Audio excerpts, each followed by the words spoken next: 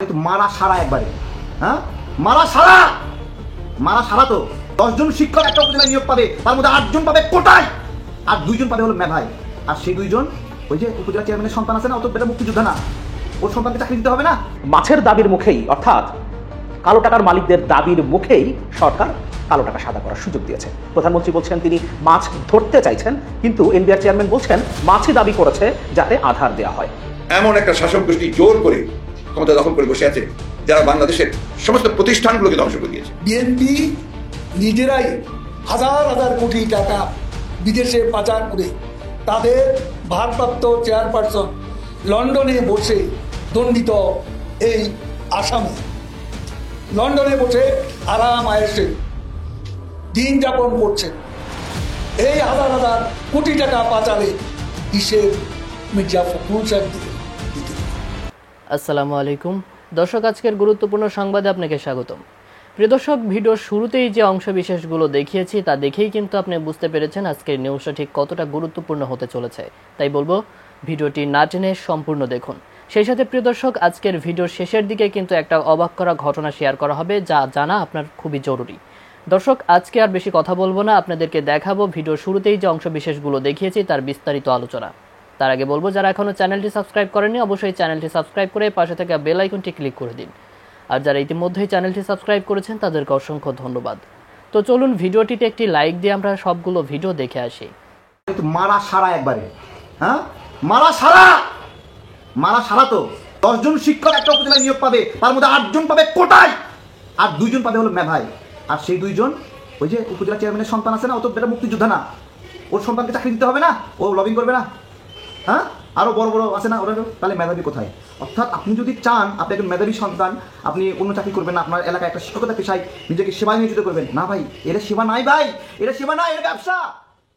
হ্যাঁ, শেখ হাসিনার এজেন্ডা একটা প্রতিবন্ধী প্রজন্ম তৈরি করবে। তাছাড়া 80% কোটা কেমনি হয়? শিক্ষক নিয়োগের মতো জায়গায় 80% কোটা কিভাবে হয়? রেলওয়ে চলে না, ঠেললেও চলে না রেলওয়ে। সেই রেলওয়েতে 80% 90% কোটা। সাধারণ মেধাবীদের সেখানে কোনো চান্স নাই, কোনো ভবিষ্যৎ নাই। হ্যাঁ, বাপে রেলওয়ে চাকরি করছে, বেটা ওই চাকরি করবে। হ্যাঁ, বাপের ফ্যাক্টরি, রেলওয়ের লস তোরা টান। বাপের যোগ্যতায় যদি রেলওয়ের কর্মচারীর ছেলে যদি চাকরি পায়, তাহলে রেলওয়ের লস, বাপে যে লস করছে ওটা সন্তান টানো, জনগণের কাছ থেকে টাকা নেওয়া কেন? জিজ্ঞাসা করছি। বৈষম্য মাথা গরম হয়ে যায়, চান্দি গরম হয়ে যায়। আপনারা কোটা বাতিল করলেন। আচ্ছা, এই কোটা তো জনগণের সাথে সম্পৃক্ত ব্যাপকভাবে। 2018 সালে আমরা যে মামলা করেছিলাম সেখানে আদালত বলেছিল কোটা একটা রাষ্ট্রের সিদ্ধান্ত। অথচ আজকে সেই আদালতই বলল যে কোটা বাতিল। তাহলে 2018 সালে কেন খারিজ করেছিলেন ওই মামলা যে কোটা একটি রাষ্ট্রের সিদ্ধান্ত? তাহলে আজকে মামলাটার রায় ঘুরে গেল কিভাবে? আমি আইনের কেবল ছাত্র, বিনয়ের সাথেই বলছি, স্যার আপনারা কি ন্যায় বিচার করেছেন? জিজ্ঞাসা করছি। আজকে একটা ভোট হয়ে যায় যে কামরুল স্যার এবং খিজির স্যার তারা বাংলাদেশের লাখো লাখো কোটি কোটি বেকারের প্রতি ন্যায় বিচার করেছে নাকি জুলুম করেছে। আপনারা সবাই মন্তব্য করবেন।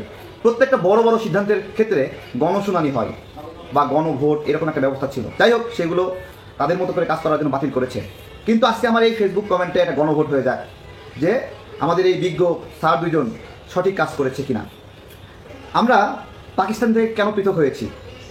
এই জন্য পৃথক হয়েছি, নিয়োগের একটা বৈষম্য ছিল।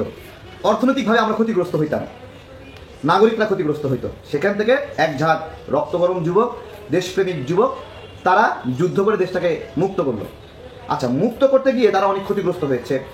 আমি একটা প্রশ্ন করি, 1971 সালে 30 লাখ মানুষ মারা গেছে, শহীদ হয়েছে নাকি? তারপরে কয়েক লাখ মা বোন সম্ভ্রম হারিয়েছে। আচ্ছা, একজন মুক্তিযোদ্ধার সম্মান বেশি নাকি একজন শহীদের সম্মান বেশি? জিজ্ঞাসা করছি। তাহলে 30 লাখ শহীদের কোটা কোথায়? কেউ বলতে পারবেন আমাকে? হ্যাঁ, 30 লাখ শহীদের লিস্ট কই? লিস্ট নাই কেন? জীবন দিয়ে দিল দেশের জন্য, তাদের লিস্ট নাই কেন? যুদ্ধ করছে তাদের লিস্ট আছে, যারা জীবন দিয়েছে তাদের লিস্ট নাই কেন? কোটা যদি পেতে হয় ওই 30 লাখ যারা মারা গেছে তাদেরও, আমার একজন নানা মারা গেছে, তাহলে আমিও পাবো। তাহলে মুক্তিযুদ্ধকে কেন্দ্র করে যদি কোটা পায়, তাহলে এই মুক্তিযুদ্ধের সময়ে ক্ষতিগ্রস্ত সমস্ত নাগরিককে কোটা দিতে হবে, তাই নয়? আর মুক্তিযুদ্ধের সময়ে মুক্তিযোদ্ধারা 9 মাস যুদ্ধ করেছে। আরে ভাই, করোনার সময় 3টা বছর চাকরি নিয়োগ বিজ্ঞপ্তি ছিল না, তাহলে 9 মাস পড়াশোনা ব্যাহত হয়েছে, এই অজুহাতে যদি কোটা দেওয়া হয়। আচ্ছা হ্যাঁ, এই অজুহাতে তারা কোটা পায়, আচ্ছা তারা পেয়েছে, তাদের সন্তানও পায়। ভাই নাতি কই থেকে আসছে ভাই? ভাই পুঁতি আবার কেডা? হ্যাঁ, পুঁতিকে কোটা দিতে হবে? এই পুঁতির দেশের জন্য অবদান কি? এক যুদ্ধ তো 1971 সালে 50 বছর 52 বছর আগে হয়েছে, এরপর আরো যুদ্ধ হয়েছে না? হ্যাঁ, আরো যুদ্ধ হয়েছে না? বঙ্গবন্ধু শেখ মুজিবুর রহমানকে মেরে ফেলছে না? জিয়াউর রহমানকে মেরে ফেলেছে। 69-এর গণ অভ্যুত্থান তো আগে কথা, তারপরে 90-এ স্বৈরাচার বিরোধী আন্দোলনে নূর হোসেন মারা গেল, আরো কতগুলো মানুষ মারা গেছে, তাই না? এই যে বর্তমান স্বৈরাচারকে ভোটের অধিকারের জন্য তো পাকিস্তান থেকে আলাদা হয়েছিলাম, যে আমাদের অধিকার, রাজনৈতিক অধিকার নাই, অর্থনৈতিক অধিকার নাই, সাংস্কৃতিক অধিকার নাই, এগুলোর জন্য আলাদা হয়েছি। সেই ভোটাধিকার নষ্ট করতেছে, সেই ভোটাধিকার আদায় করতে গিয়ে কত মানুষ গুম হয়েছে, কত মানুষ খুন হয়েছে। তা ওরা তো যোদ্ধা, তাই না? 71-এর যোদ্ধাকে মুক্তিযোদ্ধা বলবেন, আর 1971 সালের পরে গত 54 বছরে দেশের সঙ্গে গাদ্দারি করছে যারা, তাদের বিরুদ্ধে যারা লড়াই করছে, তারা যোদ্ধা না? তারা যোদ্ধা না? হ্যাঁ, এবারে বাজেট ঘোষণা করা হয়েছে আজিজ বেনজির দরবেশ সালামদের বাড়তি সুবিধা দিতেই বরাবরের মতো এবারও বাজেটে কালো টাকা সাদা করার সুযোগ দেওয়া হয়েছে। মাত্র 15% করের বিনিময়ে একজন দুর্নীতিবাজ কালো টাকার মালিক তার টাকা কালো টাকা সাদা করে নিতে পারবেন, অর্থাৎ বৈধ করে নিতে পারবেন। পাশাপাশি অবৈধ সম্পদ বৈধ করে নেবার সুযোগও দেওয়া হয়েছে। সামান্য করের বিনিময়ে অবৈধ সম্পদ, যেমন অবৈধ টাকায় করা বাড়ি, জমি, ফ্ল্যাট বৈধ করে নেওয়া যাবে, বৈধভাবে ব্যবহার করা যাবে। প্রধানমন্ত্রী গতকাল এই ব্যাপারে একটা মন্তব্য করেছেন। তিনি বলেছেন, বর্ষিতে তিনি আধার দিয়েছেন, অর্থাৎ 15% করের বিনিময়ে যে কালো টাকা সাদা করার সুযোগ দেওয়া হয়েছে, এটা বর্ষিতে আধার দেওয়া। তিনি বর্ষিতে এই দুর্নীতিবাজদের গাঁথতে চাইছেন, তাদের সম্পদ, তাদের কালো টাকা ব্যাংকিং চ্যানেলে, বৈধ চ্যানেলে নিয়ে আসতে চাইছেন, দেশের অর্থনীতিতে নিয়ে আসতে চাইছেন। এই কারণে তিনি আধার দিয়েছেন। কিন্তু এনবিআর চেয়ারম্যান বলছেন ভিন্ন কথা। এনবিআর চেয়ারম্যান বলছেন, মাছের দাবির মুখেই, অর্থাৎ কালো টাকার মালিকদের দাবির মুখেই সরকার কালো টাকা সাদা করার সুযোগ দিয়েছে। প্রধানমন্ত্রী বলছেন তিনি মাছ ধরতে চাইছেন, কিন্তু এনবিআর চেয়ারম্যান বলছেন মাছই দাবি করেছে যাতে আধার দেওয়া হয়। আমরা একটু প্রধানমন্ত্রীর বক্তব্যটা দেখি, প্রধানমন্ত্রী কি বলতে চাইছেন। কালো টাকা সাদা, অবৈধ টাকা ব্যাংকে আনতেই সুযোগ দেওয়া হচ্ছে। অবৈধ টাকা ব্যাংক ব্যবস্থায় নিয়ে আসার জন্যই বাজেটে কালো টাকা সাদা করার সুযোগ রাখা হয়েছে বলে জানিয়েছেন প্রধানমন্ত্রী শেখ হাসিনা। তিনি এটাকে বর্ষিতে আধার গেথে মাছ ধরার সঙ্গে তুলনা করেন। বাজেটে কালো টাকা সাদা করার সুযোগ রাখার বিষয়ে প্রধানমন্ত্রী বলেন, একটা প্রশ্ন আসছে কালো টাকা নিয়ে। কালো টাকা নিয়ে আমি শুনি অনেকে বলেন কালো টাকা, তাহলে আর কেউ ট্যাক্স দেবেন না।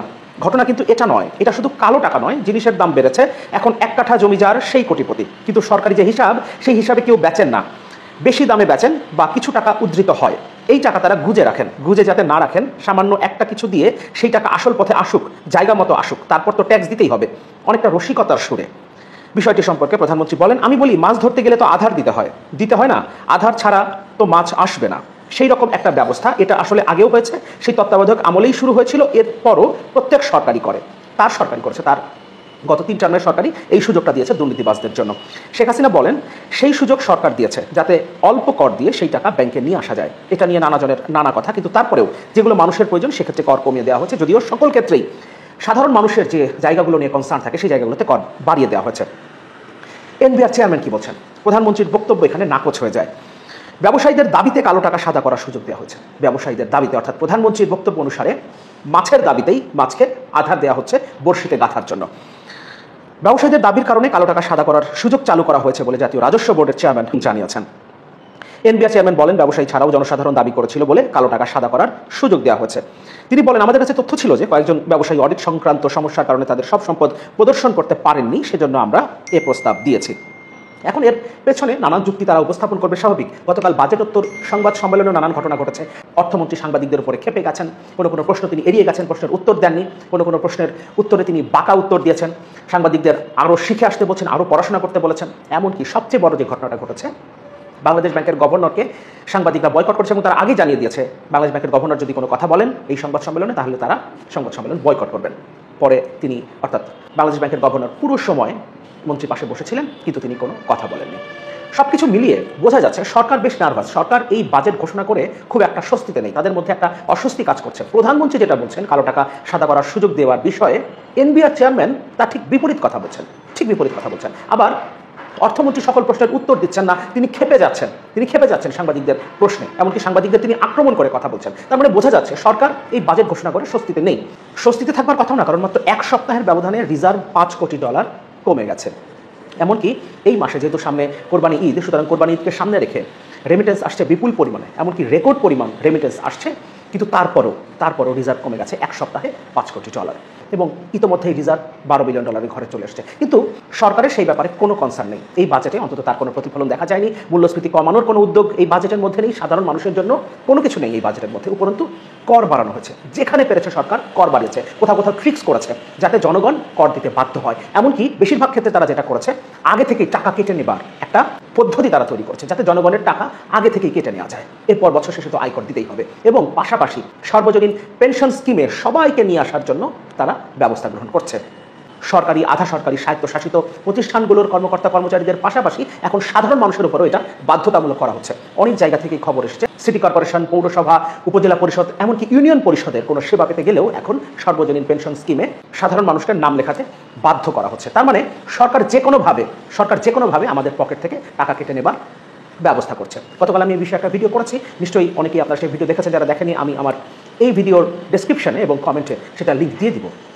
সরকার কিভাবে জনগণের পকেট কাটার ব্যবস্থা করেছে এই বাজেটের মাধ্যমে। কিন্তু দুর্নীতিবাজ, কালো টাকার মালিকদের সুযোগ তৈরি করে দেওয়া হয়েছে। এবং প্রধানমন্ত্রী যেটা বলছেন, তিনি বর্ষিতে আধার দিয়েছেন যাতে কালো টাকা ব্যাংক ব্যবস্থায় চলে আসে, দেশের অর্থনীতিতে যোগ হয়। কিন্তু বাস্তবতা আসলে সেটা না। আসলে দুর্নীতিবাজরাই সরকারের কাছে দাবি করেছে তাদেরকে যাতে এই সুযোগটা দেওয়া হয়। এবং যেহেতু এখন ধরপাকড়ের একটা নাটক চলছে, সুতরাং সরকার তার অলিগারদের অবৈধ সম্পদ, কালো টাকা, অবৈধ জমি, ফ্ল্যাট, বাড়ি যাতে বৈধভাবে দেখানো যায় সেই সুযোগটা এখন করে দিচ্ছে। তার মানে এই সরকারই আসলে এই লুটপাটকারী দুর্নীতিবাজদের সহায়ক। তাদের জন্যই সরকার বাজেট করে। সাধারণ জনগণের কথা তাদের মাথায় থাকে না, বাজেট করবার সময় মাথায় থাকে না, রাষ্ট্র পরিচালনার সময়ও এটা তারা মাথায় রাখে না। তারা শুধুমাত্র তাদের অলিগারদের কথা মাথায় রেখেই বাজেট করে এবং রাষ্ট্র পরিচালনা করে। কিন্তু একটা বিষয় পরিষ্কার, প্রধানমন্ত্রীর বক্তব্য যখন অপোজ করছেন এনবিআর চেয়ারম্যান এবং অর্থমন্ত্রী সংবাদ সম্মেলনে মেজাজ হারিয়ে ফেলছেন, এমনকি সাংবাদিকরা বাংলাদেশ ব্যাংকের গভর্নরকে বসিয়ে রাখছে, বয়কট করার থ্রেট দিচ্ছে সংবাদ সম্মেলন, তখন বুঝতে হবে এই সরকার কতটা অস্বস্তিতে আছে। এবং আস্তে আস্তে সাংবাদিকরা যেহেতু তাদের অবস্থান দেখাতে শুরু করেছে, এখন তারা বাংলাদেশ ব্যাংকের গভর্নরকে বয়কট করছে। সামনের দিনে যেভাবে অর্থমন্ত্রী গতকাল সাংবাদিকদের সাথে আচরণ করেছেন, তাতে কোনো একদিন হয়তো অর্থমন্ত্রীর সংবাদ সম্মেলনও সাংবাদিকরা বয়কট করবে। তো দর্শক, দেখলেন আজকের ভিডিওগুলো। আর এই ভিডিও সম্পর্কিত যদি কোনো তথ্য বা মতামত থাকে তাহলে অবশ্যই কমেন্ট করে জানাবেন। আজকের মতো নিউজটি ছিল এটুকুই। ফিরছে আগামী ভিডিওতে নতুন কোনো টপিক নিয়ে। আল্লাহ হাফেজ।